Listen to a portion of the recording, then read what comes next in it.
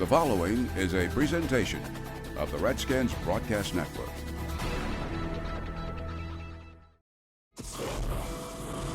The Washington Redskins football legacy. Hard, long years in the making. Hall of Famers. Great moments, memories. Legendary coaches. Championship seasons. All done with pride in the burgundy and gold. In the community, in the locker room, in the grandstands, and on the field of play. Teammates, partners, friends, brothers. Two vigilant keepers of the flame, number 9 and number 70. This is their story. Hall of Famers Sonny Jurgensen and Sam Huff, brothers of the legacy.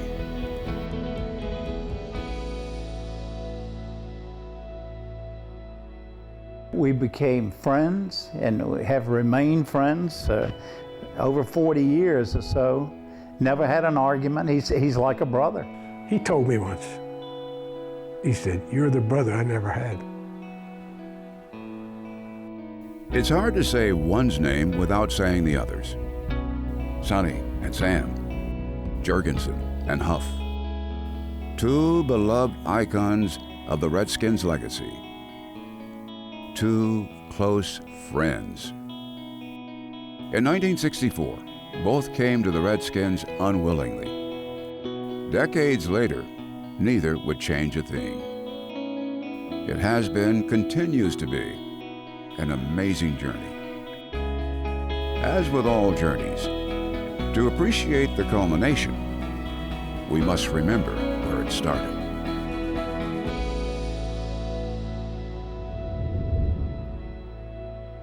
For Sam Huff now, the number 9 symbolizes his best friend Sonny. For the boy, Robert Lee Huff, born in 1934 in Edna Gas, West Virginia, that number represented a bleak future he desperately plotted to escape. I was raised in a coal camp called Number 9. My dad worked in the mines, my brother worked in the mines, my uncles worked in the mines, everybody worked in the mines. And I said, I don't want to do that. I want to go to school, I want to get an education, I really want to be somebody. On the bare football fields of Farmington High School, Huff became somebody. As an offensive and defensive lineman, he led the team to an undefeated season in 1951 and earned All-State honors in the next year. The first in his family to finish high school. But without a scholarship, coal mine number 9 stalked him, haunted him, almost calling out to him, "This is your future." The West Virginia University Mountaineers were salvation. I found out I was going to get an athletic scholarship around the 3rd or 4th game we played in high school my senior year. This meant a lot to me. I really enjoyed playing football, and it was the only chance that I had to go to college. I played offensive guard, and I played offensive tackle. I played defensive tackle, and I kicked off, I kicked extra points. I did just about everything on the football field. I hate to say it because it sounds like I'm bragging, but I was a good athlete. Huff's dominating play led West Virginia to a 4-year record of 31-7 and the first top 10 ranking in school history. He was named to 4 All-American teams and to the College Football Hall of Fame. One accomplishment still fires Sam Huff's pride. We beat Joe Paterno and Penn State 3 years in a row. Nobody has ever done that, okay? That's what I did at West Virginia University. And they used to always say that I was the only quarterback that beat Penn State 3 years in a row. And he used to tell people after that he was the only tackle that beat Penn State 3 years in a row. I still brag about it because nobody else did it before us and nobody has done it since then. From a coal mining past, he became a rough diamond of promise. When the New York Giants drafted him in 1955, the contrast between where he'd been and where he'd arrived was overwhelming. But coal mine number 9 wasn't through with Huff. Eventually, one of football's greatest coaches would have to point him onward. 1934. Christian Adolf Jurgensen III was born in the coastal city of Wilmington, North Carolina. It wasn't confining coal mine spaces on his horizon, but the Atlantic Ocean's endless shoreline. Perhaps that's why Sonny cared less about hitting and more about launching spirals through the air. I used to play catch with my mother more than anybody else, you know. As a little boy, just throwing the football in my yard. She had a pretty good arm. I kind of fell into the quarterback position because I played with older boys in the summertime. They were more advanced athletically than I was, and they said, "You be the quarterback, you throw us the ball." And that's how I got into it. At New Hanover High School, Jurgensen was a standout in baseball, basketball, and football. Athletics, his passion, his path to destiny. I took to it, I loved it, played all three sports all the time. You know, I don't think I came home after high school one day in the 4 years I was in high school. 1954, Duke University. Jurgensen was recruited as a backup quarterback, but he was impressive on the other side of the ball too. I played defense. I led the nation in interceptions at one time. I had 5 or 6 interceptions one year during the middle of the year and was leading the nation at one time. And I forget, we played South Carolina one day and I had about 15 tackles, and the coach came to visit me, and he told me, he said, "You know, that's some of the best safety play I've ever seen." And I said, "Look at me, I'm in the hospital with 2 broken ankles." You know, what are you talking about? 1 year later, his healed ankles were permanently planted behind center as Duke's starting quarterback. Here he laid the foundation for a Hall of Fame future. Sonny had that touch, just had that unbelievable touch. When you came out of your break, the ball was there. If you went long, he threw it high, you could run under it. It seemed to come easy for Sonny. He had a great arm. I have never seen one better than Sonny Jurgensen's. Jurgensen's college career ended with 2 ACC championships and an Orange Bowl victory. In 1957, the Philadelphia Eagles drafted this red-headed gunslinger. But Jurgensen quickly realized his rookie skill matched the color of his new uniform. I was green. I was so green I didn't have a clue of what I was doing. It was just God-given talent to be able to, you know, understand and get the ball there. As with Huff, Jurgensen's early career was also guided by a Hall of Fame mentor, quarterback Norm Van Brocklin. I was learning from Van Brocklin. That's who I credit. You know, learning how to play the position, how to throw the ball with touch instead of one speed all the time, throwing in different gaps, looking off people. Because I watched him, and I was a student of the game, and I had to be. I really learned a lot from him. By 1961, Sonny finally got the chance to lead the Eagles as starting quarterback. Already, fate was leading him to his inevitable meeting with the brother he never had. When Brothers of the Legacy continues, number 70 temporarily calls it quits, and number 9 tastes victory. Brothers of the Legacy is presented by Geico. 15 minutes could save you 15% or more on your car insurance. Also brought to you by Gatorade. From the outside looking in, Sam Huff had it made. A pro football player in the media capital of the world. But he soon realized his modest rookie salary would force him to take on a second job, and first training camp pressures nearly forced him home. I reported to the New York Giants training camp in 1956. And let's say it wasn't too friendly. We had a head coach. He was from Arkansas, and his name was Jim Lee Howe. And he used to yell and scream, you know, "Hey, you're not running, you're not doing this, you're not doing that." Now, Glenn, even though you can't run, you can come off on the ball. In those days, rookies weren't making $50 to $100 million. I was making $6,000 playing with the New York Giants, and this guy's yelling at me and screaming at me. So I said, I'm out of here. Huff and his roommate, rookie kicker Don Chandler, impetuously decided to hand in their playbooks. They knocked on what they thought was head coach Howell's door, but an offensive coordinator named Vince answered. Lombardi opened the door and yelled, "What the hell you want?" Right, as he always did. And we handed him the books and said, "We're out of here." And he said, "We got too much invested in you guys. You've been here for 2 weeks now. You're going to see your way through this, and I'll see to it." Lombardi saved us. I'd probably be dead in that mine explosion back in West Virginia. So Vince Lombardi was with us from the beginning. Lombardi may have saved Huff, but another Hall of Famer made him a legend. Defensive coordinator Tom Landry built his new 4-3 defense around the headstrong West Virginian, moving Huff to a position he'd come to define, middle linebacker.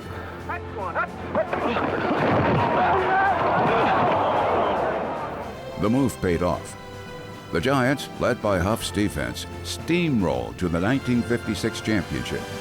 Only months removed from nearly leaving the game, Huff was now one of its biggest stars. For the next 7 years, Huff lived up to his billing. His vicious hit-anything that moved style whipped crowds into high emotion. They chanted defense for the first time. His battles with legendary running back Jim Brown were talked about like heavyweight title fights. Even when the opponents were down, they'd often hear the chilling words from Huff's teammates. "Hold still, Sam hasn't arrived yet." But Sam had arrived, and in 1959, Time magazine, the first pro football player on the cover. The next year, more notoriety as the subject of a Walter Cronkite television special. Its title would define Huff's career. The violent world of Sam Huff.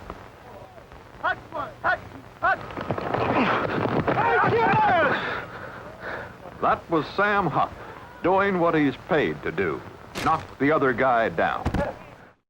During these years of success, Sam Huff first heard the name of his future friend-to-be. Tom Landry gave a scouting report when we were going to play the Philadelphia Eagles. And he said, "I don't want you to hit Norm Van Brocklin, because if you hurt him, Sonny Jurgensen's going to come in. And let me tell you now, you don't want to play against Sonny Jurgensen because he can really throw that football." When the Eagles won the 1960 World Championship, ironically against Lombardi's Packers, Sonny Jurgensen was on the bench, watching. But with Van Brocklin's retirement, 1961 became Sonny's season. I felt ready to play, and I was prepared, had good coaching, and we had a big year offensively that year. As a starter in his first year, Jurgensen was voted All-Pro, setting the NFL season record for passing yards and tying the record for touchdowns. The Eagles had a 10-4 season, but this aging team had gone as far as it could. Over the next 2 years, Jurgensen's arm never wavered, but his supporting cast crumbled from injuries and age. We had multiple injuries. I had like 7 ends that broke arms, had nobody to throw to. It had kind of gone south on us. The Eagles were about to enter a 10-year free fall, and by the end of 1963, the once mighty Giants faced a similar fate. As both teams prepared to rebuild, no one on either roster was safe from the trading block. 2 future Hall of Famers were about to be blindsided. Surprise, skepticism, and bitterness became opportunity and a lifelong friendship when Brothers of the Legacy continues. At the end of the 1963 season, Sam Huff was voted to his 4th consecutive Pro Bowl after leading the Giants to championship game number 6 in 8 years. Behind the scenes, silent erosion was spreading. It began in 1959 when Lombardi went to Green Bay's frozen tundra It continued in 1960, when Landry set out to build an expansion team in Dallas, calling themselves the Cowboys. 1961, offensive coordinator Allie Sherman became head coach and dismantled the defense that made Huff a star. Huff resisted, and a relationship of mutual disrespect was born. On this Giants team, Huff was a dead man walking. Allie Sherman hated me. Tried to change everything that I did under Tom Landry, the type of football that I played, and changed my whole style. Tried to ruin me, and he was doing it. One thing Sherman wasn't doing was winning championships, and the 1963 loss to the Bears marked his third consecutive title defeat. Huff thought Sherman was searching for scapegoats. But when owner Wellington Mara assured him he'd retire as a Giant, Huff believed him. 2 weeks later, he traded me to the Washington Redskins. I never wanted to be traded. There was no need to trade me, okay? I don't drink, I don't smoke, I don't have much fun. I played the game. And that was the end of the Giants, okay? They went down after that, and I showed them how. Revenge would come later. For now, he had to learn to play for a team whose loyal fans didn't dream of championships, but of winning seasons. Fortunately for Sam, his future best friend was on the same train. For the Eagles, the 1963 season yielded 2 wins and a new coaching staff. The injured Jurgensen had missed most of the season and was looking forward to turning things around. On April Fool's Day, new head coach Joe Kuharich promised him that opportunity. But as with Huff, Jurgensen would soon realize, in the NFL, promises break down as easily as arm tackles. I went to the Eagle office and met with him for a couple hours and had a very productive meeting and talked about what we wanted to do and how we were going to go about it. And I left and went to lunch, and the guy walks in and said, "I see where you were just traded to the Washington Redskins." I said, "Don't tell me that." I said, "That's not true." I said, "What, are you April Fool with me?" And he said, "No, you just were traded." I couldn't believe it. I could not, I was shocked. By the time Jurgensen signed with Redskins coach Bill McPeak, the shock was gone, and Sonny embraced the change with a disposition worthy of his name. It was a chance to start fresh again, to start over again. And of course, growing up from Wilmington, North Carolina, that was the only team you knew anything about was Washington Redskins. At his press conference, Huff was all smiles too, but beneath this face of confidence, fear that his rags to riches story was unraveling. You talk about somebody in shock. He was in shock because he was coming from the New York Giants and the violent world of Sam Huff and all the notoriety that he had achieved in New York. When I came here, Sonny Jurgensen came here, the Redskins were a laughingstock. I mean, come on. Played the Redskins twice, W, home and away. Huff's pessimism gave way to pride when he met Jurgensen. While their positions cast them as two natural-born gridiron enemies, quarterback and linebacker, they became roommates, friends, and leaders. Sonny and I agreed. You run the offense, I'll run the defense, and we blended. We were veterans. We were coming here, and here's a team that needed leadership, and it was up to us to provide the leadership. Despite Sonny and Sam, their team lost 4 straight. One game spoiled Huff's first opportunity to retaliate for being traded. I'll never forget, we lost a close game against the New York Giants. They go down to the end of the game, we're winning the game, and they run a play, a handoff, and the quarterback misses the handoff and staggers into the end zone on a busted play to beat us. Sam and I had tears in our eyes walking in the dressing room in Yankee Stadium. And I could hear people talking, guys that had been with the Redskins for years saying, "Hey, we carried them down to the end," you know. It was like, it didn't mean anything. I have to care about winning and losing, you know? Losing has to be awful. It was a game I didn't want to lose. I did get even later, but that first one was a disaster. The season was also headed for disaster until Sonny and the Eagles were reunited.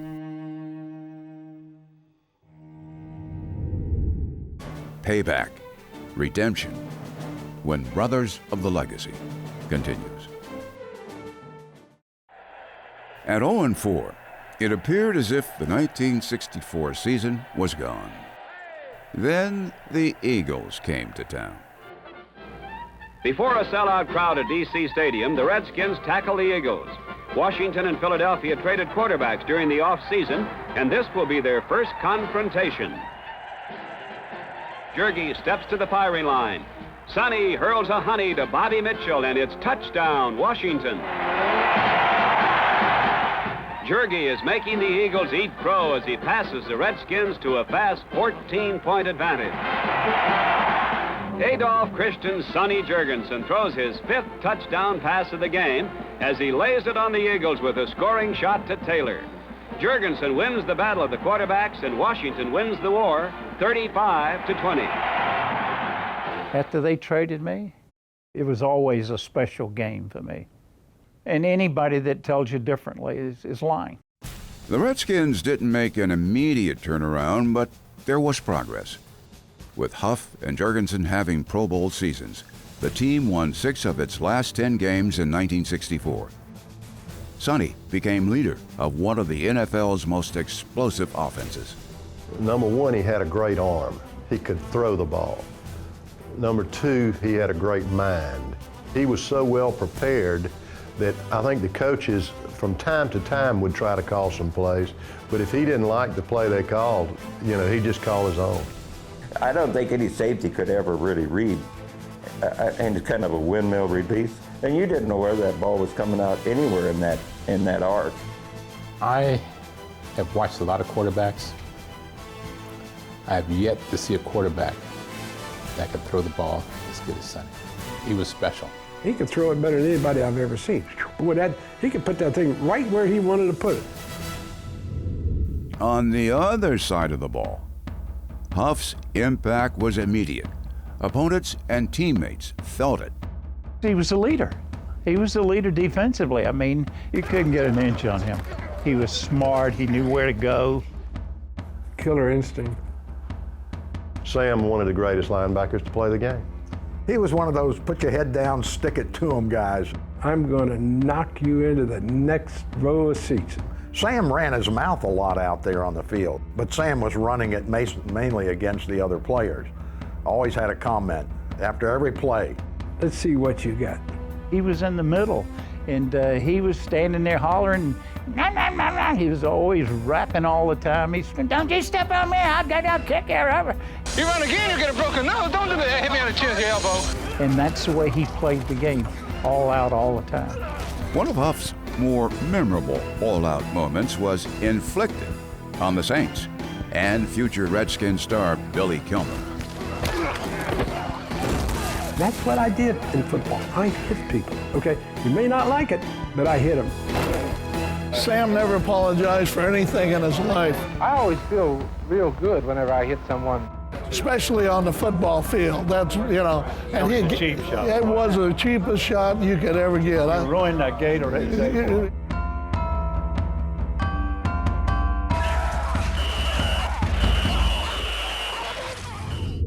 By 1966, Huff's Redskins had beaten the Giants twice. However, Sam's quest for vengeance demanded not victory, but humiliation.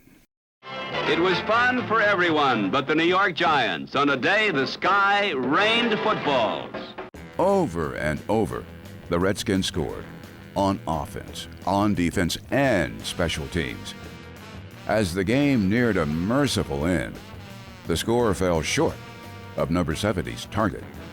We only had 69 points, and I told Sonny, we're going to kill him, okay? The only way I can get even is to beat the hell out of the Giants.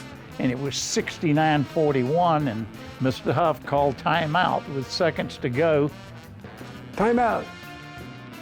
Sonny comes to the sidelines. He said, Who in the hell called timeout? Why would you call timeout? We run the clock out here. Let's get this, debacle over with and go home. I said, no. We got to kick a field goal. And he says, I want to rub it in that coach over there, and he's screaming at him. This is my day, Sonny. This is the day that the Giants will remember forever. And Gogolak kicked the field goal, made it 72-41, and I looked across the field at Allie Sherman, and I said, justice is done. You will be fired. And he got fired. Hallelujah. That game remains the highest scoring in NFL history, and in Huff's memory, the most highly regarded.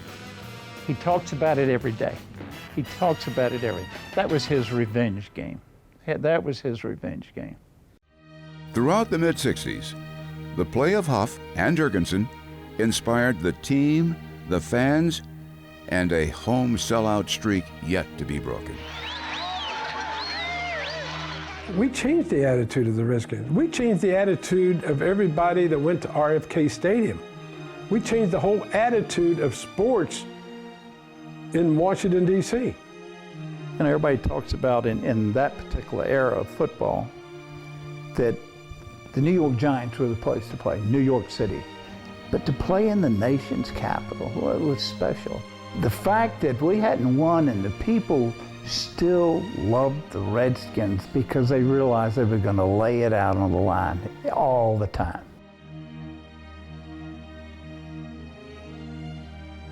The Redskins so clawed their way from laughing stock to respectability.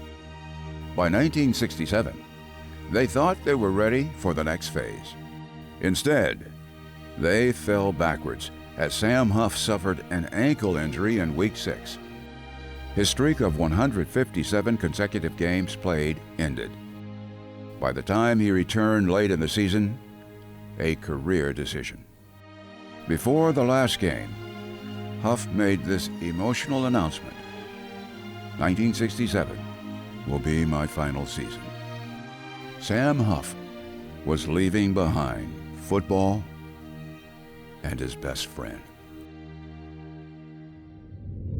Up next, the legend that saved Huff's career returns to resurrect it, reuniting numbers 9 and 70 for one last magical and winning season. February 6, 1969. Wild rumors became one improbable fact. Vince Lombardi, legend, was the head coach of the Washington Redskins. This is the proudest moment of my life with the Redskins to present to you for this conference, Vince Lombardi. I'm very happy to be here, believe me. Most happy to be a Washington Redskin. When do you expect to have a winner? The first year, the second? I'd like to have a winner the first year, if possible. Lombardi's arrival was volcanic. Shockwaves of excitement rumbled throughout the Washington region and beyond. Sam Huff felt shivers of excitement too, his fire for football burning again. So I called Coach Lombardi. I said, Coach, I'll tell you what I can do for you. I'll come back and play for you, and I'll coach the linebackers. He said, you think you can still play? I said, I know I can still play, and I'll play for you. Huff already understood the Lombardi effect on a career. Sonny, reporting to camp in the best shape of his life, was about to learn. He told me in our first meeting when we sat down, he said, you know, young man, I've heard many good things and a lot of bad things about you. And he said, I'm sure you've heard some good and bad things about me. That's just reputation. Just reputation, really. I said, yes, sir. And he said, the only thing I want you to do is to be yourself. He said, we will win. He said, we're going to win. Don't you worry about that. Lombardi's confidence was tested early as the Redskins stumbled to 1 win, 1 loss, and 1 tie. But in Week 4, at his home debut, Lombardi watched proudly as those grindingly tough training camp days finally paid off.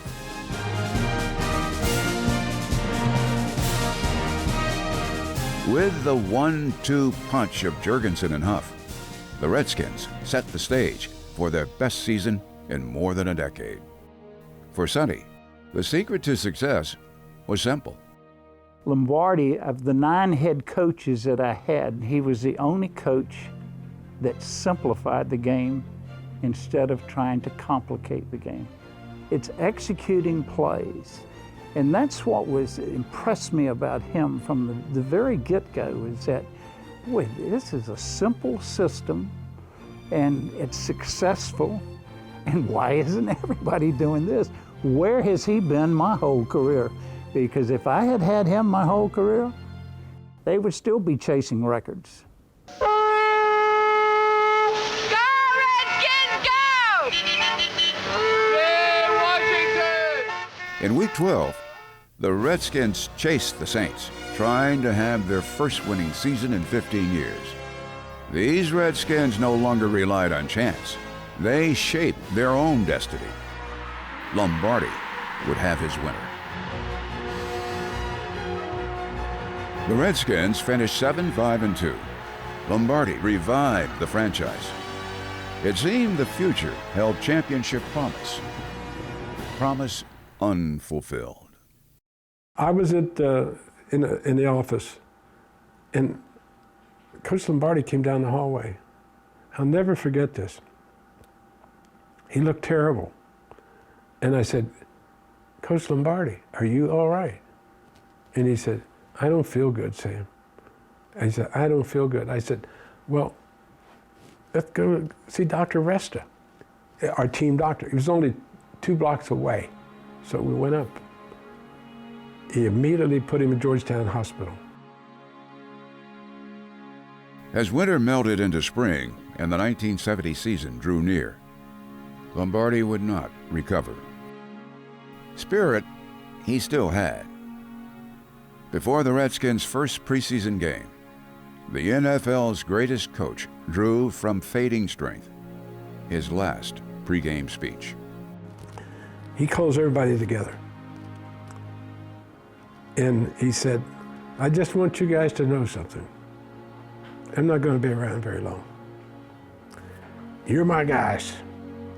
I drafted you for this organization, and you got to go out there and perform. I'm not going to be with you, but you got to do it. God be with you. Huff and Jurgensen, crushed, now shared an even stronger bond. Lombardi changed Sam's life. He changed Sonny's too. I was just so thankful to have had that opportunity to play for him. The way he led, I mean, he didn't accept losing. I mean, that wasn't an option with him. And I loved it. I wasn't fortunate enough to have somebody like him enough in my career. He was a great man. He thought the world of Sonny Jurgensen. It was a partnership that could only be made in heaven.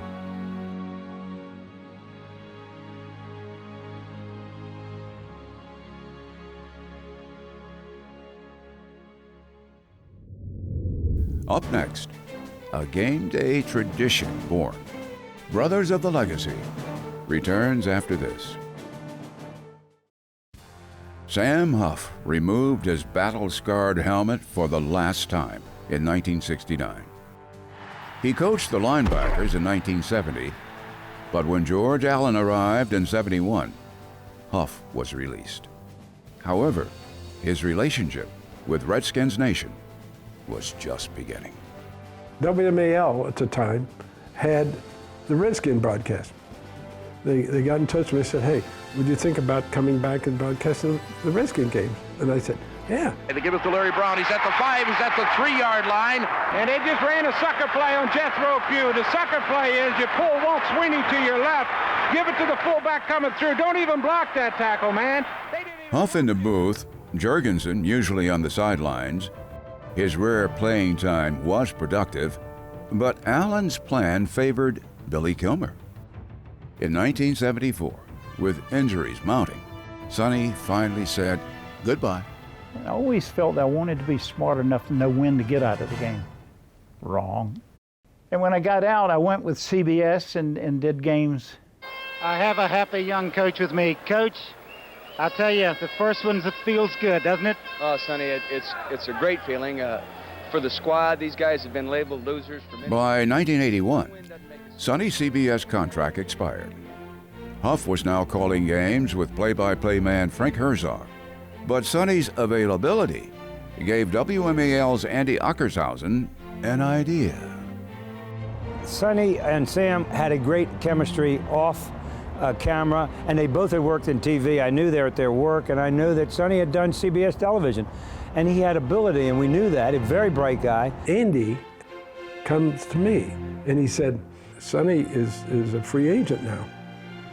And I said, well, Andy, I think Frank and I are pretty good. But I'll tell you this, if you bring Sonny Jurgensen in here, we'll be great. Their chemistry was infectious, an instant hit.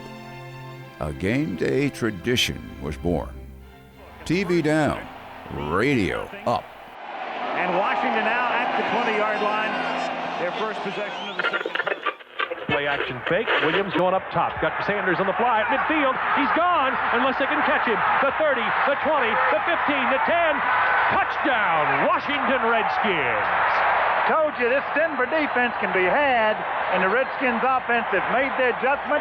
They're attacking them now. This Denver defense has been had so many times. This Redskins ought to take them apart. It was like sitting in a bar having a cold sarsaparilla and watching the game with two experts. That is the philosophy I think that we used the entire time. The holding that Stoddard is doing to Dexter Manley is criminal. If I was Dexter, I'd punch him right in the mouth. Wonder what Chuck Dickerson, the defensive coordinator for the Bills, he was doing all those sounds about those hogs, and we're going to get those hogs. We'll see those big old fat hogs. He's kind of wishing he was a hog. Yeah, I wish they had him out there. In 2005, Larry Michael becomes the play-by-play voice. Immediately, he senses these new teammates are special. It was a fantastic situation. They took me under their wing, and I can safely say that I've learned more about football over the last 6-7 years than I knew in the previous 45. You have to be a little bit of a referee with these two guys because Sam has such a strong opinion on defense. Defense wins championships. Everybody knows that, he says. While Sonny says people pay to see offense. Defense? Offense. Defense. No, it's offense. Defense. When the Redskins defense doesn't stand up to the challenge, Sonny just lays into Sam, and vice versa. When the Redskins offense is a 3 and out, Sam says, It's Sonny's offense. The first shot has been fired. There he goes. It's not like a normal broadcast. I mean, of course, Larry tries to make it that, but we don't allow him to. Cooley again, wide open, inside the 20, still on his feet to the 15, on his feet, he's in! He's in, touchdown! Touchdown Redskins, touchdown Chris Cooley! Breaking 3 tackles all the way! I haven't seen anything like this since we scored 72 against the Giants. Redskins have made no mistakes, and the other team has just come apart. To put it as vulgar as you can, they suck. It keeps you around the game. I enjoy it. It was something I knew. I studied it, and I still work at it today. He loves the game, and he's so good at what he does, and why not keep going, you know, and he's interesting, and both of them are. Good force by Carlos from his cornerback position to come up and keep the play back inside. That's perfect defensive play. You know, the people of Washington love him, and they're an institution. That's what they are. So, No, we should be in an institution. that's right. Going to be a great week in Washington. All right, let's get it going. I'm ready. This is exciting, isn't it? Brothers of the Legacy is presented by Geico. 15 minutes could save you 15% or more on your car insurance. Also brought to you by Gatorade.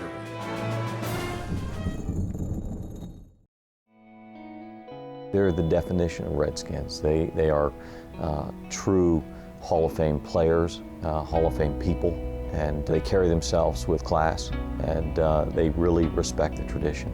I think the one thing that they've done over the years is kept their connection with Redskin fans. And they are like brothers. I think that they're probably as close to being brothers as two people can be.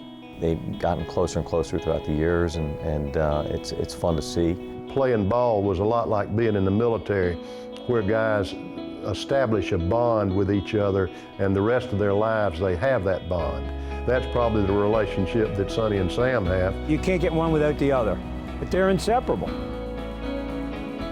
He's the best friend I've ever had. Doesn't get any better than that. It's great. I mean, it's just like, as I said earlier, he's like the brother I never had. From the first time we ever stepped foot on the football field, there was something special between us. He told me one time, he said, "Sam, you're the brother I never had." That's awesome. Jurgensen and Huff, Sonny and Sam, together they belong. For nearly half a century, they've been ours. Immortalized in football's most hallowed hall. Embedded in the hearts and minds of passionate fans the world over. Brothers in the Redskins family. Family forever.